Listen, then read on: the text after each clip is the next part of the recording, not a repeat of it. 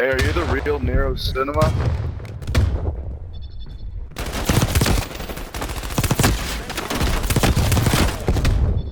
I think you are. Holy shit.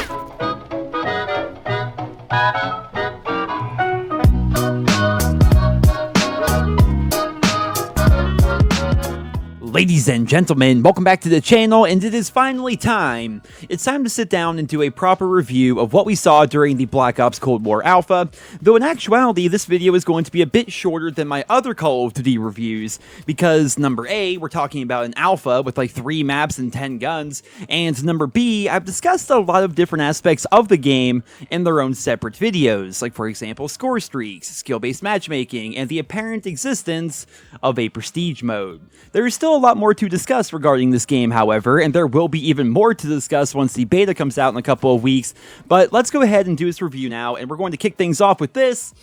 Does Call of Duty Black Ops Cold War suck? Is the game bad, or do I think the game has potential to be a great installment in the Call of Duty series? Well, the short answer is no. I don't think that the game sucked. I quite enjoyed the 17 hours I was able to put into the alpha, but I will say I don't think we saw enough to properly predict that the game is going to be great. Let's break this video down to the good and the bad, and starting things off here with the good, I love the core gameplay of Black Ops Cold War.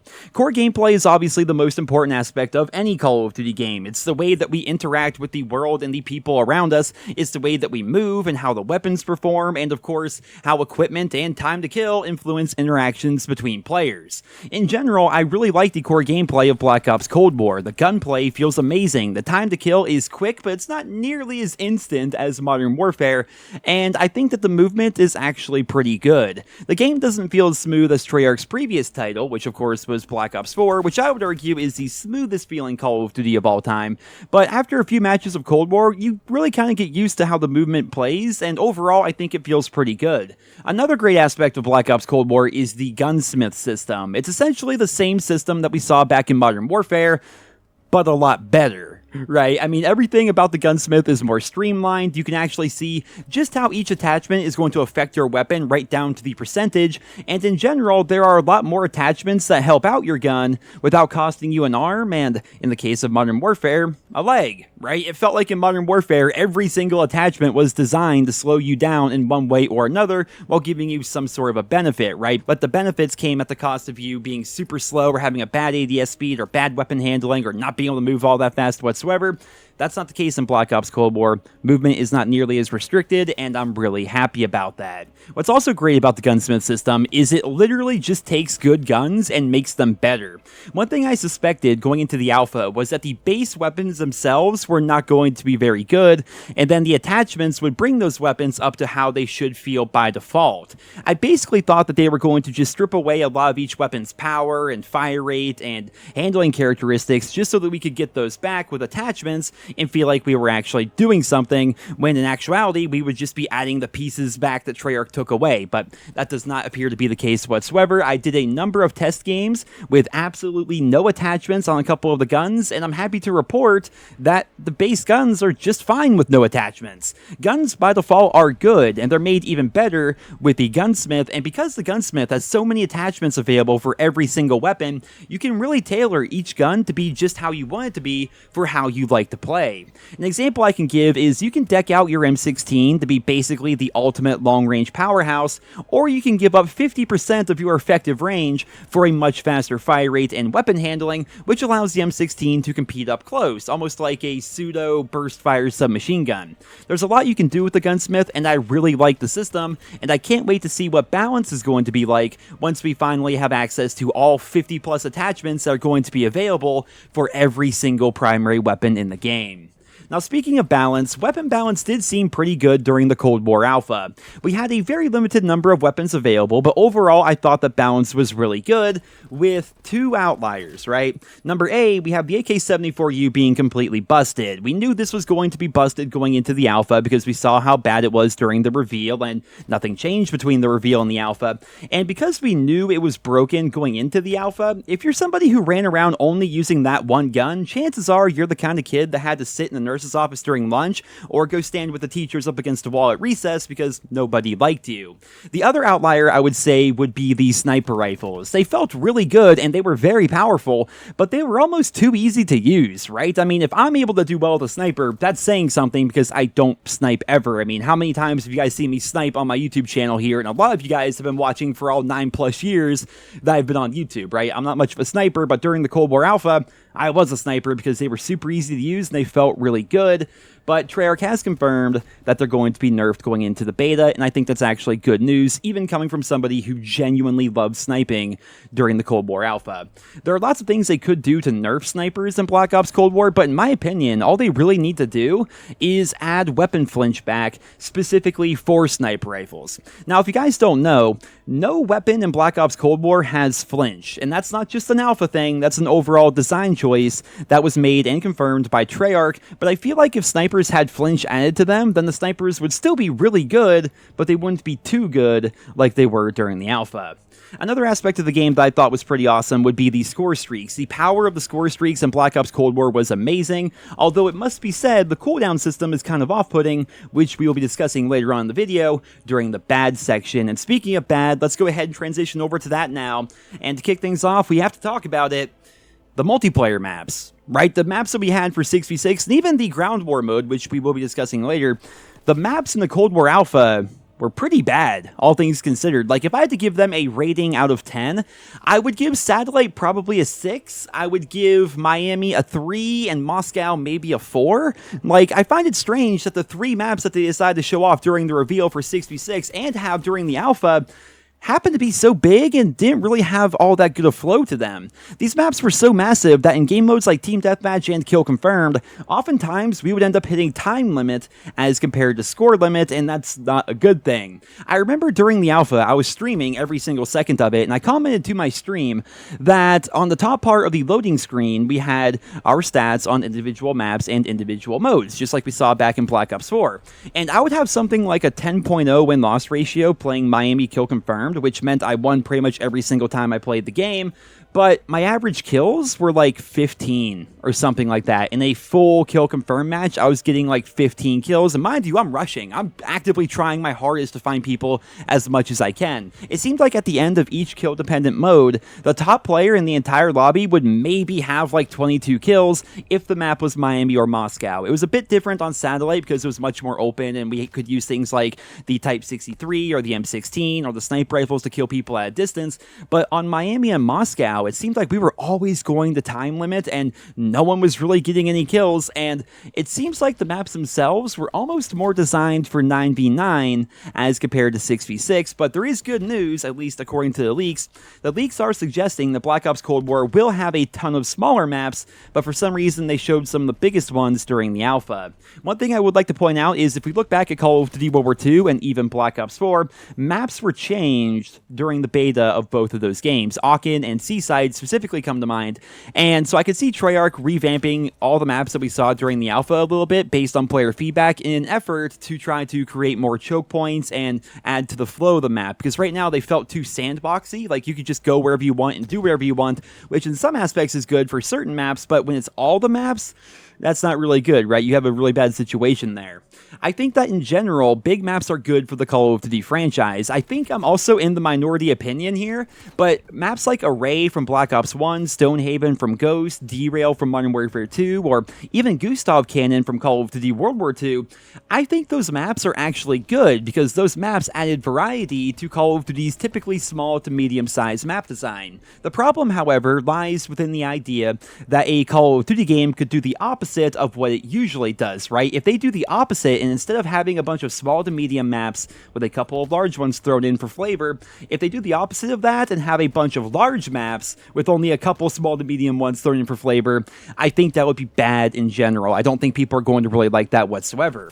Call of Duty is a fast-paced arcade shooter, and as a result, I really hope that Cold War has a majority of small to medium-sized maps, and the maps that we saw during the alpha would be just the 3 big ones that were designed to be a breath breath of fresh air. It's gotta be said, however, I don't think that's going to be the case, because the 3 maps that we saw during the alpha were all really big. Visibility was rough, like especially on Miami. Like I could not see people that were a long ways away. I had to rock like a holographic sight or a sniper rifle even to see people, and I think they really like these maps and that they're going to actually reflect how core map design is going to be like in Black Ops Cold War, because these are the maps they decided of all the maps to show us, right? These are the maps they decided to put in the reveal trailer and during the reveal event. These are the maps that they put in the actual alpha that people could play.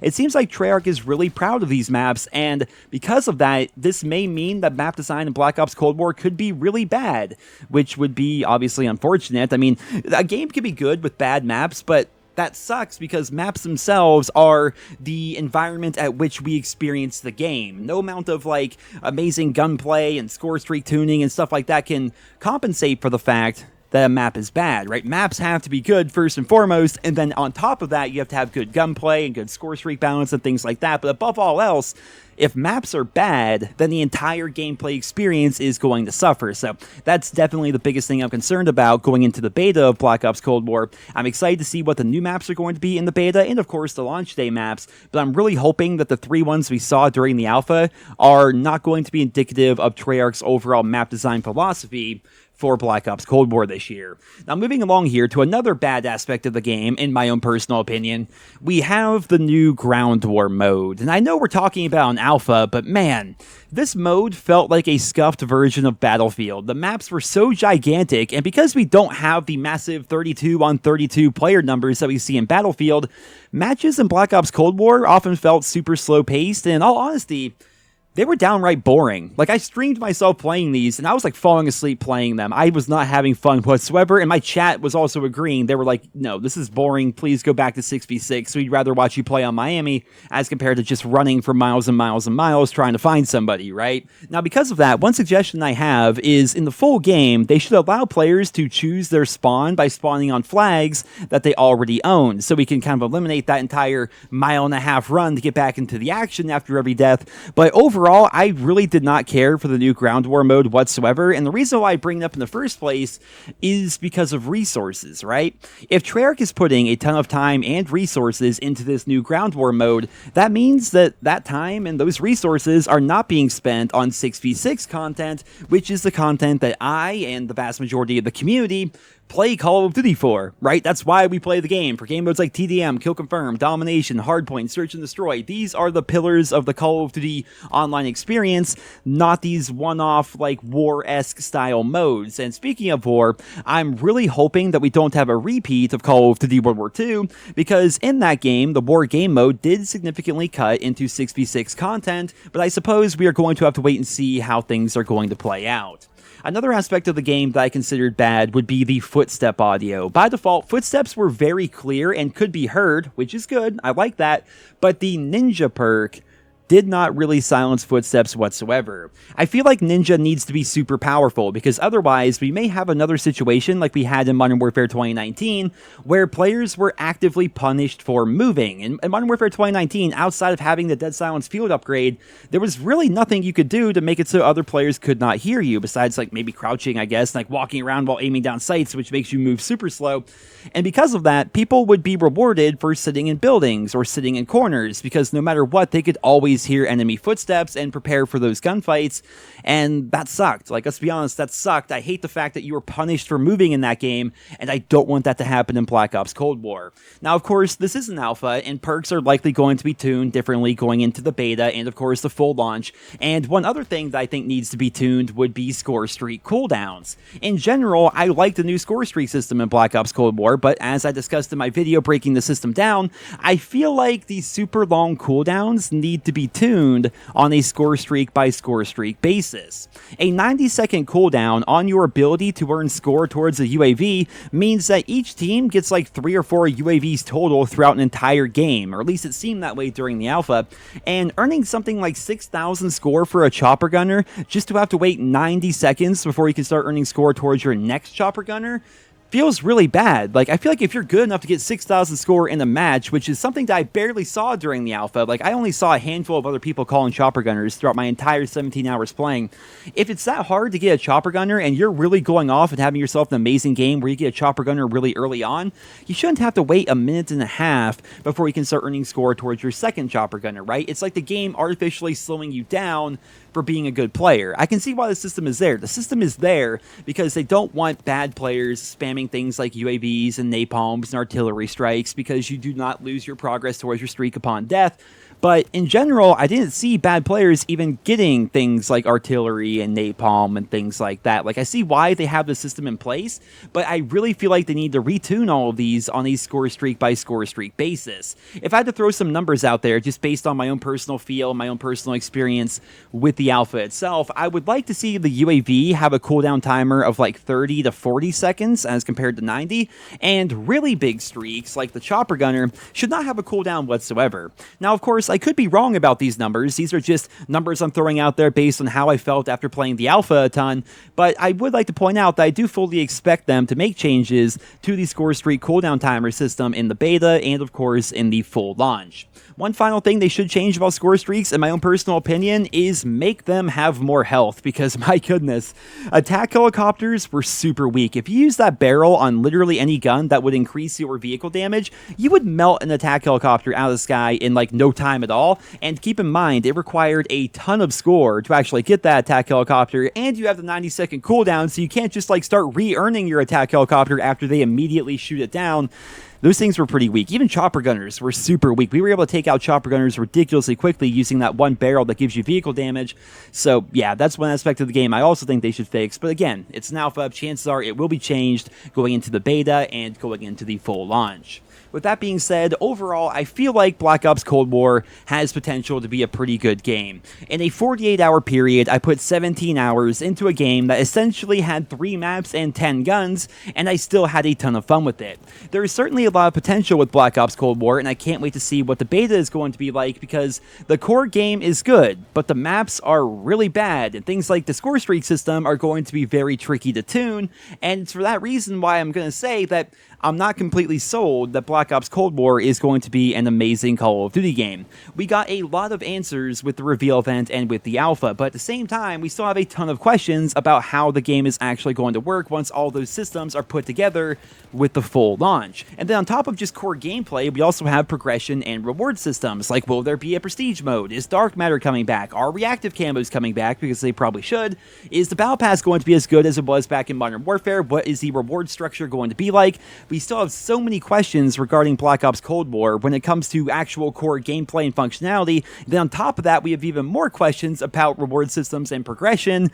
So yeah, the game's kind of up in the air right now, guys. It's definitely been the craziest development cycle for a Call of Duty game ever, and as a result, we may end up having the worst launch for a Call of Duty game ever. Or maybe they'll surprise us and it's going to be really good and everything's going to just work on day one. Probably not though, right? Probably not. I guess we'll have to wait and see.